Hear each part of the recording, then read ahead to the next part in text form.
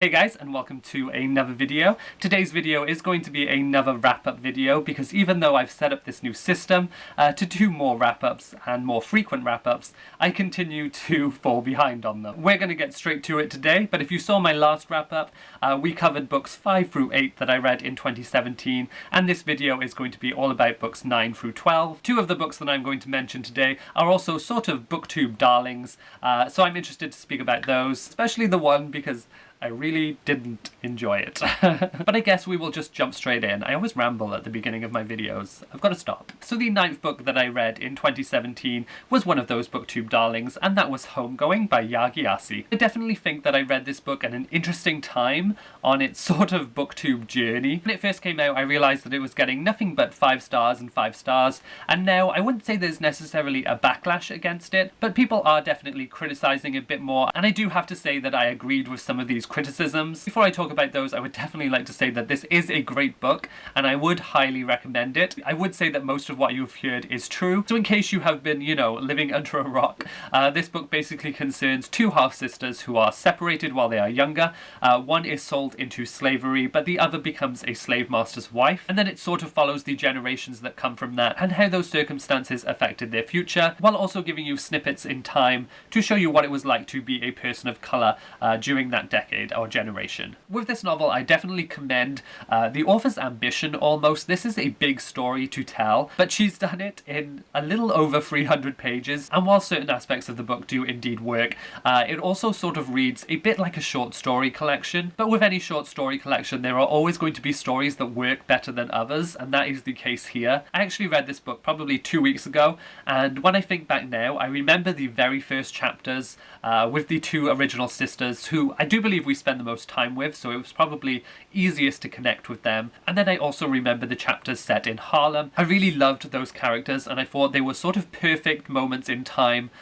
to develop a story from. But because each chapter gives you a new narrator and a new generation, I realised that I really dreaded turning the page to find that a new chapter was starting, because it felt like I was just getting into that particular story, and I didn't really want to switch to another one. Even when it comes to some of the weaker generations, I really don't feel that they were that bad, but I really feel the book could have benefited from either being, say, 150 pages longer, or just cutting out 2 or 3 of the generations to really develop the ones that were deemed most important. I also felt that the ending to the book was a bit on the, I don't know, not the cheesy side, I'm struggling to think of the word, but it sort of felt like the author really wanted to bookend the story and sort of really encapsulate all the generations together, and that didn't quite work for me. I found the last chapter to be probably the worst overall, so it was a bit of a shame that it ended on a bit of a bum note. Overall though, despite the criticisms I've mentioned, this is definitely a really good book, especially for a debut novel, and if you are one of the few people out there who have not read it yet,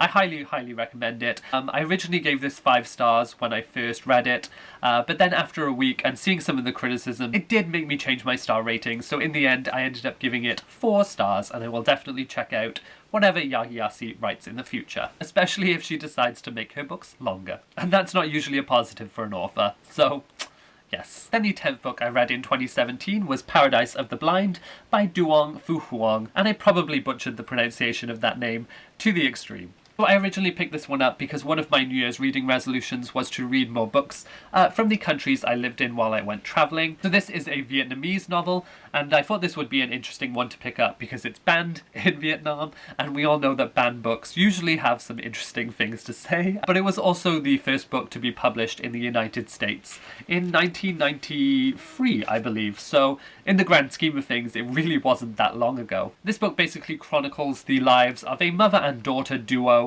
who are living in Hanoi, Vietnam. The daughter is sort of just getting ready to go off to college, but the mum is actually a street vendor working the streets of Hanoi, but she is struggling to support her family. Before I picked this up, I thought it was sort of going to show how women's rights in Vietnam have changed over time, but that's not really true because up until this book was published, they hadn't really changed that much. But what it does show is how different generations of women did have different opportunities available to them. For instance, in this, the daughter is working in sort of a textile factory, which is deemed a good job for a woman in Vietnam, while the mother is still struggling as a street vendor. And I think it did a really good job of showing how the generation that you grew up in can shape your future. It was definitely the mother character who got a lot of sympathy from me in this. Throughout this novel, it is basically alluded to by her family members that she could get a better job. They've even offered to get her a job in a textile factory, but because she grew up in a generation where women didn't have those opportunities available to them, she doesn't actually feel like she's worth that job. So she lies and said that her street vending business is doing well, even though she really can't afford to put food on the table. Food is alluded to actually quite a lot in this novel, and it's always talking about how much exactly these characters have to eat and how they have to save for the next day. And it was an interesting look at a topic that I really haven't read too much about and will probably never ever experience in my lifetime. But while I really enjoyed the relationship between the mother and daughter, it definitely lost me on the politics. But I definitely feel that is more an issue with me. I really don't know too much about Vietnam. And I feel like if I had known even a bit more, I probably would have enjoyed it more and given it a higher rating. But in the end, I decided to give Paradise of the Blind 3 stars. But I probably will check out more by the author, just because she's written more books about Vietnam. And since I've already read one of her books, she seems like a great place to start. The 11th book I read in 2017 was a sequel, so I really won't talk about it too much, but that was Magic Binds by Illona Andrews. Illona Andrews are basically a husband and wife writing team, and this is the 9th book in an urban fantasy series, if you can't tell from the god-awful cover. Overall, it's probably my favourite urban fantasy series out of the few that I read, so if you've never read it and you enjoy the genre, definitely pick it up. It's much more fantastical than your average urban fantasy series, and I genuinely don't know anybody who didn't enjoy this series, so pick it up if you want. I think I ended up giving this one 4 stars on Goodreads, and I can't wait for the new one because it's finally setting up something that started in book 1. And then the 12th book I read in 2017 was A Little Life by Hanya Yanagihara. And before I speak about this book, I think I should sort of preface it with saying that reading is a very subjective topic, obviously, and just because I don't like a book, it doesn't mean that it's not a good book or that it's not enjoyable to some people. That being said though, I really hated this book and I thought it was like 700 pages of awful. I won't go through the synopsis for this one because I'm pretty sure everybody knows, but it's bad things happening to someone for 700 pages, and it really just piles up to sort of extreme levels that really just hit melodrama and beyond for me. I'd say the first 300 pages really weren't so bad,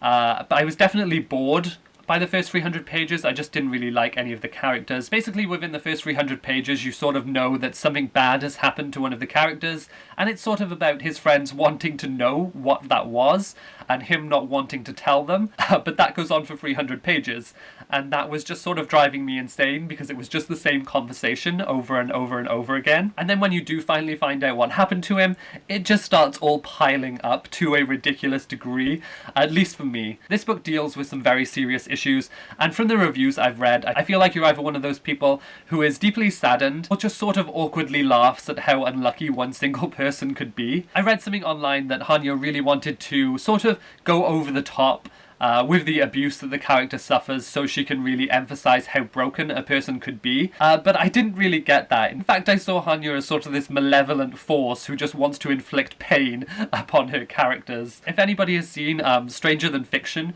with Will Ferrell, with the author ruining his life, that is Hanya. That is what she does in this book. There were points in this book where I could actually picture Hanya sat at her computer.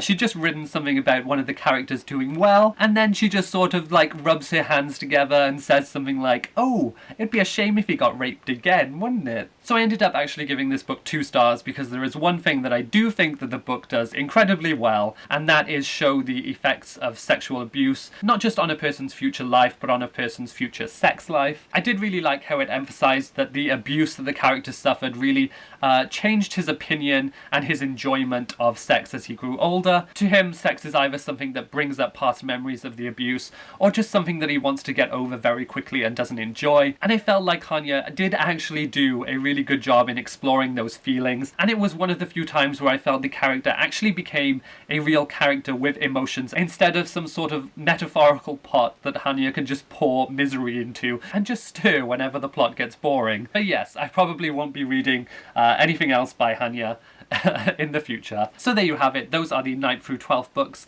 that I read in 2017. As always, if you have read any of these books or would like to have a little chat, leave me some comments below, and I hope you enjoyed this video because I will be back with another one very soon.